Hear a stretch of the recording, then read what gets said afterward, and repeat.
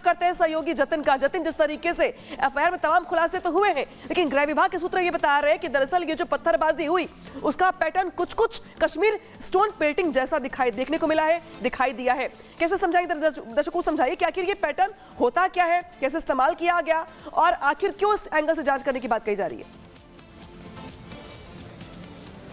बिल्कुल, देखिए सबसे पहले अपडेट दे दें कि 24 घंटे में एडमिनिस्ट्रेशन को ये रिपोर्ट फाइल करनी है और महाराष्ट्र के गृह विभाग को इस पूरे फॉर्मेट के बारे में जानकारी दे रही है। कश्मीर स्टोन पेल्टिंग फॉर्मेट दरअसल ये है कि अमूमन हम पहले देखते थे कश्मीर में किस तरीके से अचानक भीड़ इकट्ठी हो जाती थी और उसके बाद पथराव किया जाता था। इस स्थिति में भी ऐसा ही हुआ और एफआईआर को जब आप देख रहे हैं तो 4 बजे का समय बताया जा रहा है कि किस तरीके से 70 लोगों की भीड़ अचानक आके इकट्ठा हो जाती है और उसके बाद वो भीड़ 600, 700 और 51 नामजद लोगों के खिलाफ जब एफआईआर होती है तो आप सोचिए कि 700 लोग कहीं ना कहीं उस बारे में इन्वॉल्व हो जाते हैं। तो 4 घंटे के अंदर शाम 4 बजे से लेकर 7:30 से 8 तकरीबन 3.5-4 घंटे के बीच में ऐसा क्या कुछ हो जाता है कि लोगों के पास पत्थर पहुंच जाते हैं, लोगों के हाथ में डंडे होते हैं और तमाम जो वेपन जिसका जिक्र एफआईआर में कंप्लेनेंट कर रहे हैं कि कुछ लोगों के हाथ में तलवारें भी थी। तो ऐसा क्या हो जाता है 4 घंटे में कि लोगों के पास इतना लॉजिस्टिक, इतना जो पत्थर है, इतने जो डंडे हैं वो उनके हाथ में पहुंच जाते हैं। और यही कारण था कि इसको कश्मीर स्टोन पेल्टिंग पैटर्न से जोड़कर देखा जा रहा है। अमूमन ऐसी तस्वीरें कश्मीर में देखी जाती थी, लेकिन नागपुर जो कि शांति प्रिय शहर था, यहां पर इस तरीके से हिंसा भड़काने के पीछे किसकी साजिश थी, किस तरीके से सोशल मीडिया का इस्तेमाल किया गया, कैसे लोगों को बरगलाया गया और भीड़ को एक कहीं ना कहीं उग्र भीड़ के रूप में जो परिवर्तित है, कन्वर्ट जो है वो किया गया। यही सबसे बड़ा सवाल है और महाराष्ट्र गृह विभाग इसको लेकर एक डिटेल इंक्वायरी करवा रहा है। सुबह जिस तरीके से मैंने आपको बताया भी था कि महाराष्ट्र एटीएस भी पैरेलल इस पूरे मामले में इन्वेस्टिगेशन कर रही है और यही कारण है कि एटीएस को भी इस पूरे मामले में इन्वॉल्व किया गया है ताकि वो भी जांच करें और सच क्या है, असल सच क्या है, कौन इसको पूरे तरीके से मॉनिटर कर रहा था, किसके कहने पर ये जो हिंसा हुई करवाई गई, ये सबसे बड़ा सवाल है और इसी की जांच पर नामजद एफआईआर दर्ज की गई है और 600 के करीब अज्ञात लोगों पर एफआईआर दर्ज की गई है।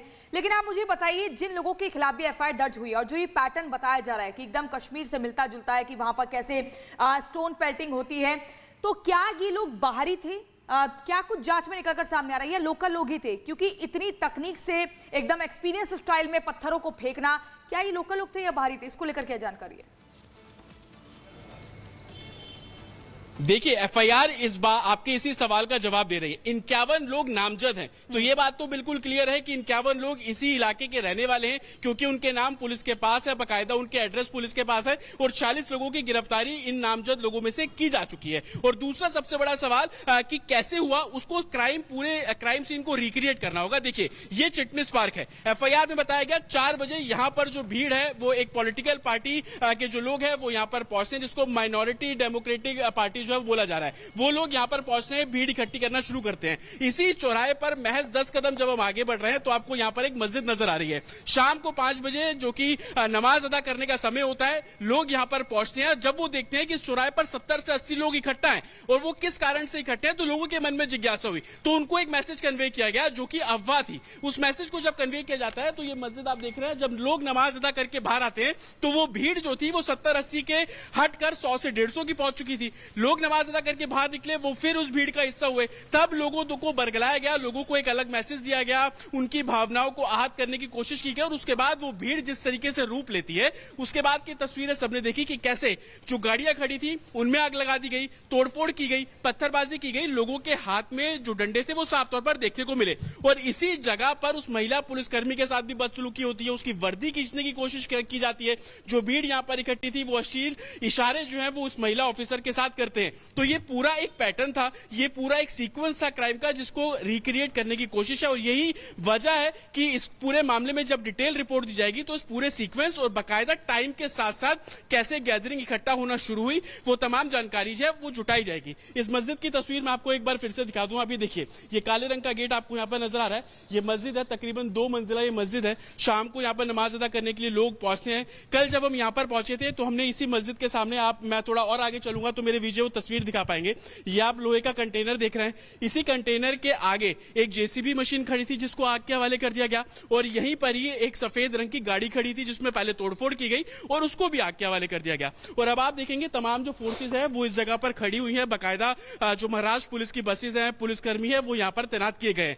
ये इलाका इस लिहाज से भी सेंसिटिव है क्योंकि यहाँ से जो आरएसएस मुख्यालय है महज 1 किलोमीटर की दूरी पर होगा या उससे भी कम, क्योंकि आप ये चौराहा देख रहे हैं चिटनिस पार्क, इसके उसके आगे 500 मीटर की दूरी पर शिवाजी की मूर्ति है और वहीं पर ही जो संघ प्रमुख का कार्यालय है वो वहां पर है। तो इस लिहाज से इस लोकेशन पर भीड़ का इकट्ठा होना, उनको भीड़ को बरगलाना, भीड़ को उकसाने की कोशिश करना, और यही कारण है कि 5 अलग अलग एफआईआर इस पूरे मामले में की गई है।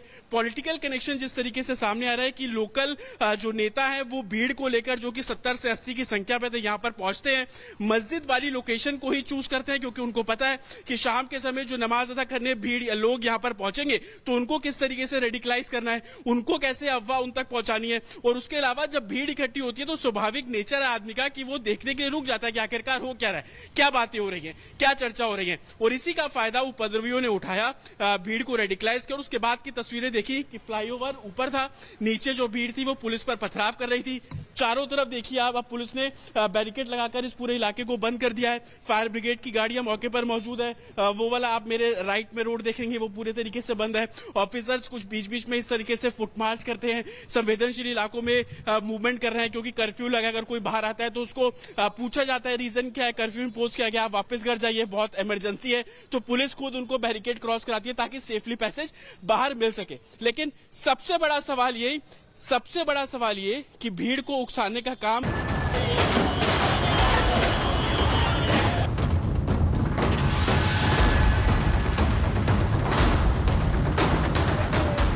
नागपुर के महाल इलाके में क्रूर औरंगजेब के समर्थक टोपी वाले भाइयों ने जिस तरह उत्पात मचाया, गाड़ियों, घरों पर पत्थर बरसाए और हिंसा को अंजाम दिया, लोगों के साथ साथ पुलिसकर्मियों पर हमला किया, अब उस पर एक्शन की बारी है।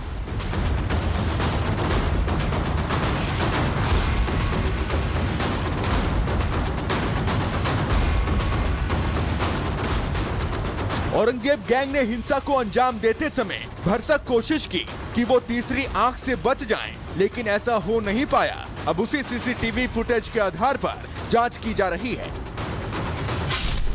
अब तक 46 लोगों को गिरफ्तार किया गया है। इनमें 36 आरोपियों को पुलिस ने कोर्ट में पेश किया, जिन्हें कोर्ट ने 21 मार्च तक पुलिस कस्टडी में भेज दिया है। 6 आरोपियों को अस्पताल में भर्ती कराया गया है।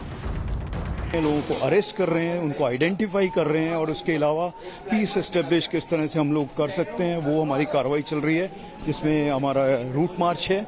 और ये सब चीज़ों की वजह से हम लोग अपने तरीके से जैसे भी है सिचुएशन को कंट्रोल, सोशल मीडिया मॉनिटरिंग हो रही है और इसमें जो भी इंफॉर्मेशन हमको मिल रही है उसको डेवलप कर रहे हैं और उनके कनेक्शंस देख रहे हैं, किसने क्या लिखा, क्यों लिखा, कब लिखा, ये सारी चीज़ें हम लोग कर रहे हैं। हम लोग कोई इस पर कंस्पायर कर रहा था क्या, कोई इसमें इन्वॉल्व था, कितने लोग इन्वॉल्व थे, क्यों उन्होंने ये सब किया, अगर किया है तो ये सारी चीज़ों पर भी हम लोग कर। नागपुर में दंगाइयों ने किस तरह हिंसा को अंजाम दिया, एक एक सबूत उसकी गवाही दे रहे हैं। बावजूद इसके सियासी रोटी सेकने वाले इस पर राजनीति कर रहे हैं। अभी आज तक का इतिहास है, वहां दंगा नहीं हुआ, उसके बाद भी दंगा हुआ है तो टोटली